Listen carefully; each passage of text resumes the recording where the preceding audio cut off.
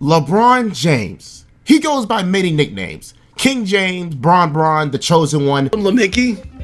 No. No. Okay, so see, that would be a troll though. Like, that's a troll. But out of all of my favorites, we have LeGM. Where does this nickname come from? Well, for the most part, it started in his second stint in Cleveland as soon as he made the Andrew Wiggins for Kevin Love trade. But in actuality, it started due to his massive influence over his team's decisions. Why am I telling you this? You may ask why?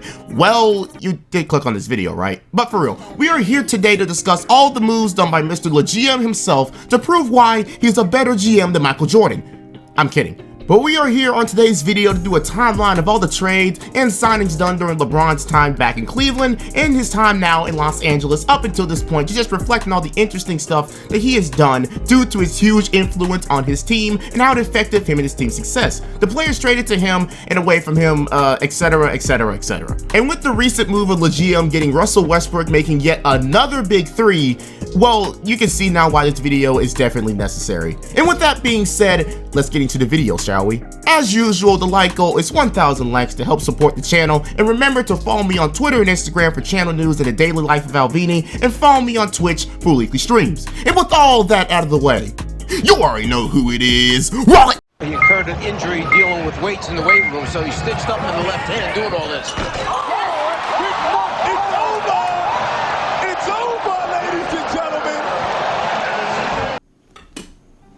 Oh hey, didn't see you there. You know something that everyone needs? A good and reliable wallet. Stuff like this, bulky, takes up way too much space. You don't need that. You don't need that at all. Now, if you want a good and reliable wallet, let me show you today's sponsor, Ridge Wallets. Ridge Wallets is known to be one of the better and more minimalistic wallets out there that doesn't take up too much space and is able to fit up many cards, as you can see here. And they also have a money rack, but I'm kind of broke, so I don't really need to use that. Like the video. But for me, I definitely prefer the tropical design for how it fits my style. But if you want one that fits yours, use my affiliate link in the description and the pinned comment to get 10% off your order. Thank you again to Ridge Wallet for sponsoring this video, and enjoy some NBA history. On July 12, 2014, the Cleveland Cavaliers signed LeBron James to a 2-year, $46 million contract as a way to feel out his old team and see if he can actually win a ring in Cleveland. And because of that, LeGM went to work immediately. And just like I mentioned in the intro, after almost 2 months of being drafted, Andrew Wiggins was traded on August 23rd with one of the biggest draft busts in NBA history, Charles Barkley without athleticism, for Kevin Love of the Minnesota Timberwolves, who posted a career high in points and made his third All-Star team coming off of one of his best seasons success-wise as a Timberwolf. With that being said, as we all know, LeBron was going to try to maximize the fact that Andrew Wiggins is being hailed as one of the best prospects since, well, I guess himself. However, even with that potential in mind, he was traded. Why? Well, LeBron and young players don't exactly mix well, which is ironic considering what happens in a couple of seasons. But anyways, even with the newly found Big Three, the Cavaliers were barely teetering over 500 until the next LeGM move that was made in a 3-day span, where the Cavaliers traded away a struggling Dion Waiters, Luau Amundsen, Alex Kirk, and a second-round pick for Iman Shumpert and J.R. Anything is Possible Smith. And then an underrated move that they traded 2 first-round picks for Russian setter Timofey Mozgov. These moves proved to be very effective as they finished out the season 34-13, but we all know what happens from here. The Cavaliers go to the NBA Finals, however, while losing Kevin Love, the Sue Bird's male counterpart, and having an unhealthy Kyrie Irving. They made it to the promised land, but lost in 6 to a team that you'll hear a lot in this video, the Golden State Warriors. All in all, LeGM made some very good moves to help out positions that needed changes, being the shooting guard spot and the center spot, especially since Tristan Thompson didn't turn into the X factor that he became in the playoffs. But overall, I give this season GM-wise a 9 out of 10. Now we're in the 2015 season, where LeGM faces a new problem, signing back some of his teammates, J.R. Smith, Iman Shumpert, and Tristan Thompson. Iman was handled pretty decently with a manageable contract of 4 years and $40 million. However, the real challenge was for signing Henny God and the newest victim of the Kardashian curse, Tristan Thompson. JR was handled before preseason with a 4-year extension worth 4 years and $57 million, so the last person is Tristan Thompson, who was quite stingy about his contract situation for some reason. And saying that might even be an understatement, seeing how much he wanted from the Cavaliers. And of course, the GM tried his best to level with the man, being seen at some functions with him outside of practices. But somehow he was able to work his magic, because on October 22nd, 5 days before the season started, he signed an extension worth 5 years and $82 million. But with that, his team returns for another season of basketball. No major moves to mention other than them trading for sharpshooting big man and Dom 2K's best friend, Channing Cheese Fry, who served as a new stepping stone to fully utilize the new head coach's offensive play style. And I guess it's safe to mention that they did get rid of David Blatt after going 30-11 and being first in the conference. I couldn't tell you why, but what I do know is that they proceeded to dominate the rest of that season. And after only losing 2 games to their road back to the finals, as we all know, blah blah blah, Cleveland goes down 3-1, blah blah blah, Cleveland wins game 5, blah blah blah, if Draymond wasn't out in game 5 they would have won, blah blah blah, LeBron proceeds to score 41 in the next game, so shut the fuck up, blah blah blah, fuck my James! And with that, LeBron wins his first championship in Cleveland. Probably safe to say the GM deserves a good 10 out of 10 for how he handled the contract situations, was able to get the perfect puppet coach. I'm half kidding about that, somewhat. Now we come into the 2016-2017 season, the infamous season where Kevin Twitterfingers Durant signs with the best team in basketball for his Mickey Mouse ring. I promise this is the only time I will say that unironically on this channel. But now that the team he went to the literal last possession against in the NBA Finals now signed one of the best scorers in NBA history, what will the GM do to keep up? Well, not much honestly. All he did was trade for, at the time, 35-year-old Kyle Korver. But don't let the age fool you, he can still do his God-given talent better than anyone. Shoot.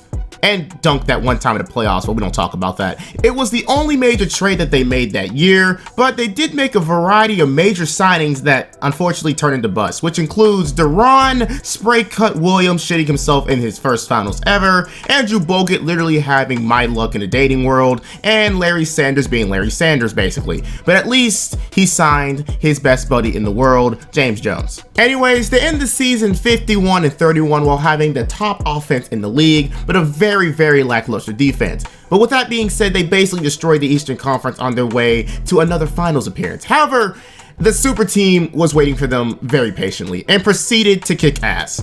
Why? Well, remember that lackluster defense? Yeah, no one was stopping a peak Kevin Durant, Stephen Curry, and Klay Thompson, especially considering that KD and Curry by themselves averaged over 60 points a game. But yeah, they lost in 5 and in pretty convincing fashion. And due to this, I'll give Mr. LeGM a 5 out of 10 this season, since he couldn't keep up slightly with the Joneses. No pun intended. Unless you think a near retirement Kyle Korver is the answer, which he obviously wasn't. Now, after the quite embarrassing defeat to Golden State, LeGM faced a lot of adversity and problems involving the roster. He decided to alleviate some of that problem with veteran help. First, with people like Jose Calderon, the Ham God, Uncle Jeff Green, the owner of the Utah Jazz, D Rose without the D, and also Dribble God, the best analyst on ESPN, Pendrick Kirkins. However, one more thing remained for LeGM, the Kyrie Irving issue. Kyrie Irving, after the finals loss, made his frustrations known about his role on the team, and due to that, he gave the franchise an ultimatum.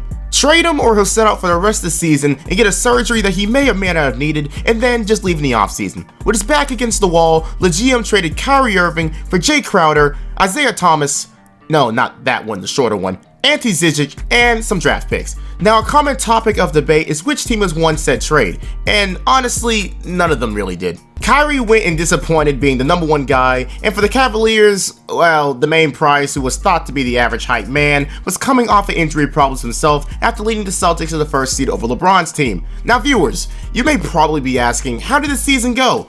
Well, up until February the 8th, they were 31-22, which somehow was good enough for 3rd in the conference. Well, that's just how bad the Eastern Conference was back then, but anyways, The GM knew that his team needed some freshness, and he was quite literally carrying the team full of injuries and inconsistencies. So the GM went to work once again, first when he sent Dwayne Wade back to his natural habitat, sent the midget and some stale fries to Los Angeles for Jordan Clarkson without VC and Jumpman Nance Jr. Then, in a 3-team trade, traded away Jay Crowder, D Rose, and Eamon Shumpert away to get George Hill and Rodney Hood. In a 24-hour span, LeBron quite literally traded away almost half of his team. But with this new squad, they finished the rest of the season 19-10.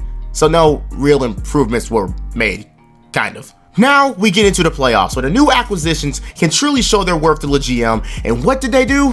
They shat the bed. They did so badly that LeBron quite literally had to go God mode to get them to the finals once again. Definitely one of the best playoff performances I have ever personally seen, as we've seen many game winners and clutch moments from him. Also, LeBron made the whole country of Canada go on suicide watch as they watch a major city in their country get called Lebronto. The internet never fails to make me laugh. But after barely scraping by the Celtics in a gritty Game 7, they are now back in the finals to face the Warriors, who haven't lost a beat in the slightest. Now, they would have been the Houston Rockets, but a certain meltdown happened that we don't talk about because my father and I almost broke the TV looking at it, but again, we don't talk about that. Anyways, if there was one moment in the finals that signifies LeBron's time in this year's playoffs, it's this. All the frustrations from his teammates playing so badly, all of the moments leads up to this picture of a person who quite literally had enough. They proceeded to lose in 4 games, and with this wild season done, I'm gonna give him a 5 out of 10 just because he tried to make the most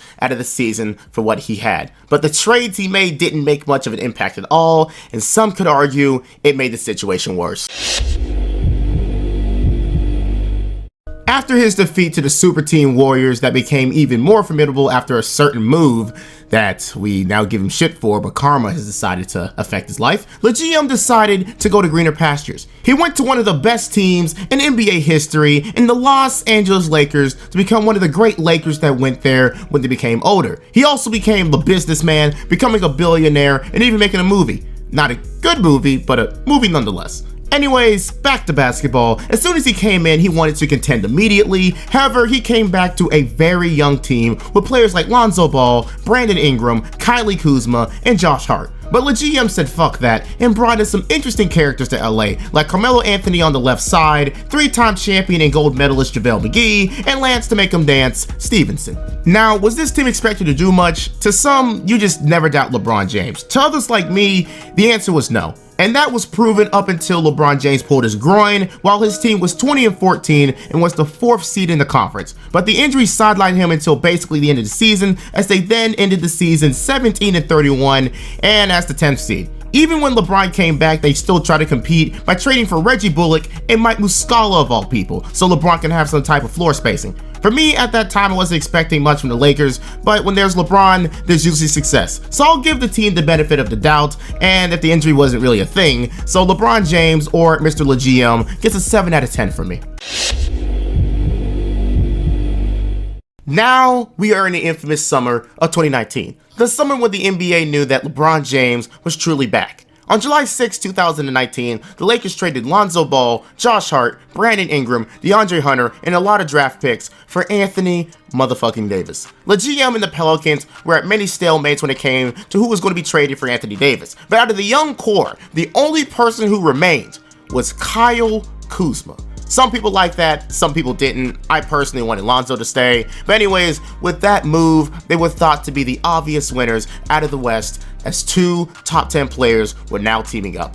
And with top tier role players like Danny Green, KCP, Rajon Rondo, a very bad father figure, and even Elmer Fudd from the Toon Squad joining forces with the GM, the league would be in some very major trouble. Now, as everybody expected, they finished with the 2nd best record in the league and the 1st best in the West by 4 games. No changes were needed at all during the season. The GM made his perfect team and even brought his old buddy J.R. Smith back for another campaign, even after their last time together. And also Dion Gummy Waiters, but he didn't really do much. But they passed through every team easily and ended up in the finals against a very gritty and pretty underrated Miami Heat team, where they proceeded to win in 6 games. Nothing much happened after that, not anything at all, just a really nice season overall. despite the fact that we were in and still are in a pandemic, but we don't talk about that. No memes or anything slandering the Lakers or any new nicknames, just plain old basketball. But for the GM, he was able to bring in one of the best players in the NBA while being able to sign more great help to fill out the holes from the traded players. Not a lot of people doubted the Lakers because of that, despite the weird season overall, so I'll give the GM a perfect 10 out of 10 for this season.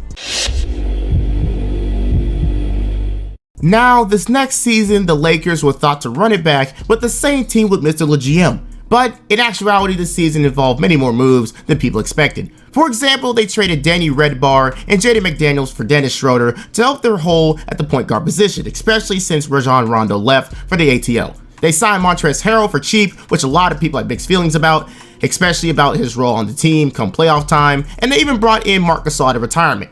No, literally, the man was retired, then he came right back. I don't know where that came from. Was this team better than the championship team from last year? Well, it's probably safe to say no, losing pieces like Dwight Howard, Danny Green, Rajon Rondo, and even Avery Bradley. But in this 72-game season, a lot of key things happened. First, injuries to himself and Anthony Davis in different points of the season. Second, the signing of Andre Drummond, which just proved to be more of a bust than people expected. And finally, the playoffs. After securing the 7th seed to go against the Phoenix Suns, they were thought to be the heavy favorites since they were basically a false 7th seed due to injuries. Well, at one point they were leading up 2-1 due to mainly the dominance of Anthony Davis, but as soon as AD suffered another injury, it was basically game over for the Lakers. And I am sure y'all know what happens next. They lose 3 straight and get knocked out the first round. Now, honestly, this was a wash season because of injuries, but the GM's team being so top heavy truly hurt them at the end of the day, especially since the Lakers' depth became worse than last season. But again, with that being said, for this final season,